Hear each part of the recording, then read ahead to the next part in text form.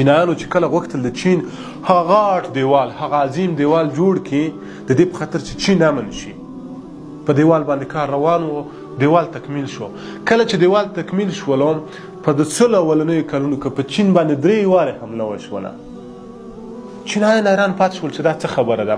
چینایانو فکر وکړو چې دا څه خبره ده، ولې په چین باندې حمله کېږي؟ ځکه تر چین ډېر غټ دیوال تو کړی و، ډېر ډبل و، تاسو به کتلی وي په ویډیوګانو کې. دوی چې کله فکر وکړو، تحقیق وکړو، دوی دې نتیجې ته ورسېدل چې د کوم نګهبانان وو د دروازې به ساتلی، دغو مجرمونو یا هغو خلکو چې په چین باندې به یې حمله کړه دوی ته به یې پیسې ورکولې. یعنې دیوال بې ارزښته شولو. چینایانو فکر وکړو چې د دیوال د جوړولو په ځای چې موږ په دیوال کې مصروف وو، موږ په کارونو کې مصروف وو، موږ باید نګهبانان روزلي وای، موږ باید چوکیداران روزلي وای.